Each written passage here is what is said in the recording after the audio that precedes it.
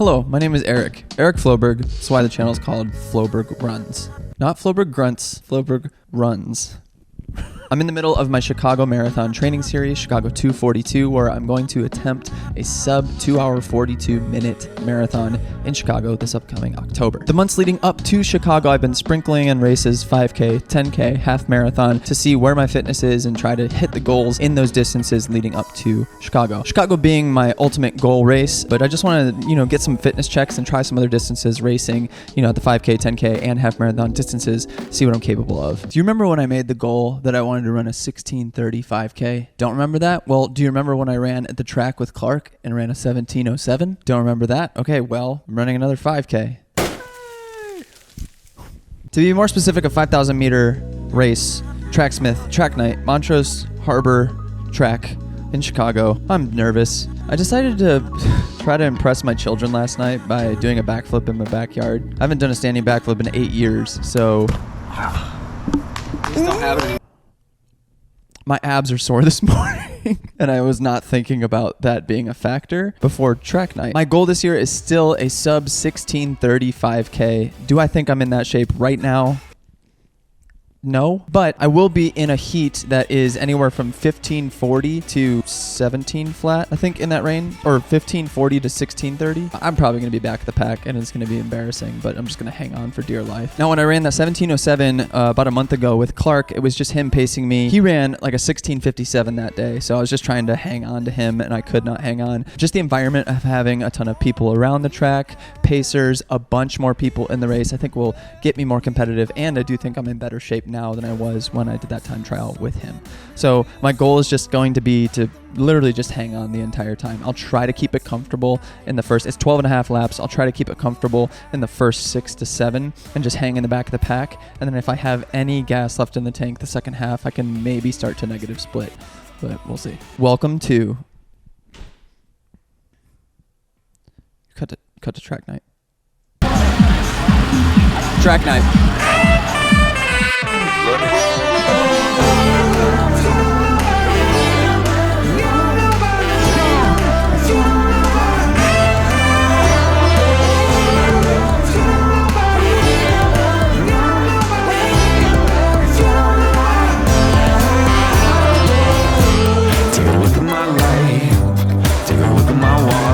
Okay, so I'm about 30 minutes until gun.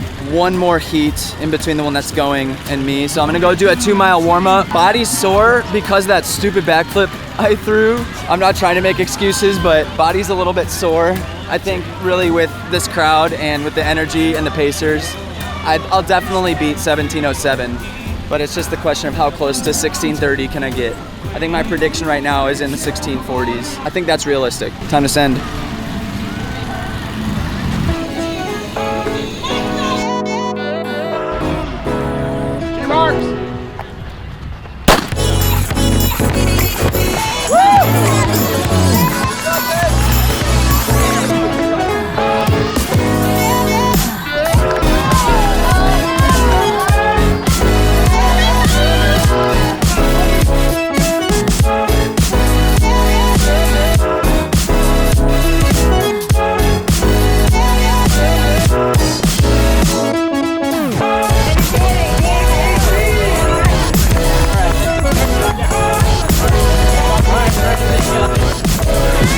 Go, Eric! Nice work!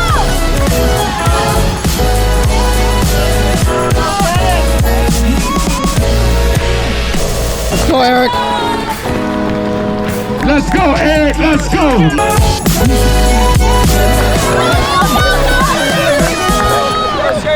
Yeah, Kev!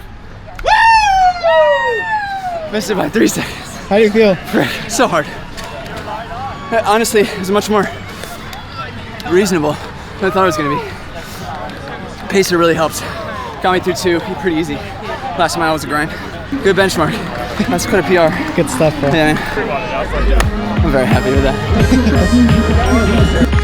Had I known I was that close to 16:30, I would have hit the last 400 harder. I don't know if I would have gotten it in 400. Taking 3 seconds off of 400 is that's a lot. There was a guy over here, like halfway through the race. he looked at me specifically, he pointed me out and he said, smooth it out. I took it to heart. I was like, maybe I am starting to look sloppy. So I like tightened it up. Okay, focus on form and get your head straight. And that helped a lot. I don't know if he was like paying attention, telling me what to do, but I really appreciate that kind of input. Yeah. 16:33, I'm so stoked. I couldn't have dreamed of that time last night, honestly. Started off with 2-mile warm up. It was hard to warm up, honestly. It was just so exciting. Like I kept stopping, kept like handing stuff to Omar and like seeing people. But I got like a 1.5 miles in of warm up, just running opposite side of the track as the previous, or the race before me was going. Just keeping it super chill, 8-minute mile pace. And then I went to the infield and did some just dynamic movements and some strides just to get the body warm, the legs moving. That was super helpful. Just watching videos recently about warming up and having a light sweat as you touch the start line. So that's what it was. I felt really ready to go. And then we lined up and my heat was 15:45 all the way to 16:45. So there was someone pacing 16 flat and someone pacing 16:30. I made the decision to go with the 16:30 pacer. That was bold because I was really kind of just planning on sticking with the back of the pack, probably more towards 16:45 or 17 pace. I was like, I'm just gonna stick my nose in it and do it. And he said he was gonna pace through the first 2 miles. So he did 8 laps with us and he put us right on, bang on 16:30 pace. He went out pretty hot. The first mile was 5:12, I think, or 5:14, somewhere around there.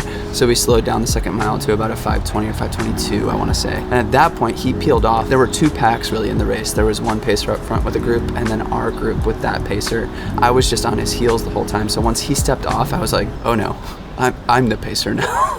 I'm the captain now. It really intimidated me because I was like, okay, well, can't screw it up now. Everyone's behind you. You gotta just keep going. So I tried to keep the same pace we were going. And looking back at the split, I think I did a pretty good job of that. I think I clocked another like 18 or 5:20, something around there. But people started to test me and like pass me. And each person that passed me, I think I ended up taking over by the end, which was really encouraging. It was a really fun environment. Thank you to everybody that was cheering and photographing and filming and just being hype people. It was such a blast of an environment. The last 4 laps, I went through and I don't remember exactly what the time was, but I did the math in my head quickly and was like, if you just run a 6 flat right now, you'll go sub 17, something like that. And I was like, holy crap, a 6 flat mile. And I was like, I'm well within being able to do that. That's just an almost marathon pace. So I just suffered the last 4 laps. They were really, really hard. Psychologically, mentally, just tough to get through. As soon as that bell rung and we were on the last lap, I started cranking it up and was able to pass a few people in the last stretch. So that was just super exhilarating. I wasn't gutted that I missed 16:30 because that's been my goal this year. And had I known I was just like 3.5 seconds off, I would have run the last 2 laps differently. But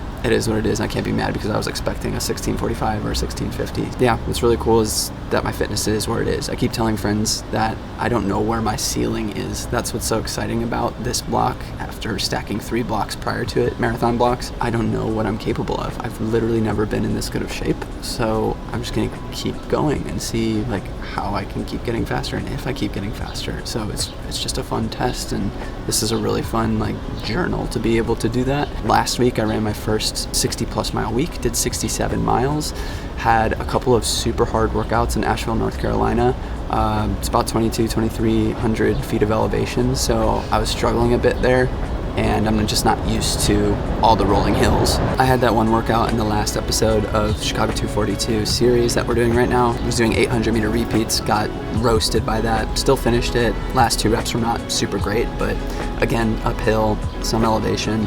I was still happy with the effort. And then my 17-mile long run, I ran around a lake that was about a 2-mile loop, and the terrain was not great. It was gravel trail and like some technical up and down rocky trail, so I wasn't really quite able to hit marathon pace. I could only hit like 6:20 a mile, and I just kind of gave up marathon pace miles after 7 and still ran the full 17, so it still felt like a good workout and a good effort. But I'm excited to be back on flat surface, back in Chicago. I'm really looking forward to my long run this weekend and starting max VO2 workouts in the coming weeks, and really kind of testing and pushing that rubber band of fitness out. So that's super exciting. I'm back on my mileage. The documentary is rough cut now. I have way less work obligations, so it's just focus the next 7 to 8 weeks and get that fitness the best I can get it, because a 16:33 equates to a 2:38 2:45 marathon, which is kind of blowing my mind and making me feel like I need to change the goal to sub 2:40. But we're gonna stay in the 2:40 to 2:42 window, not get too ambitious, make that the goal, really try to get towards the lower end of that, and then maybe we'll dip under 2:40. But we'll see. 8 weeks, we'll be able to see if that's the case. And yeah, thanks for watching.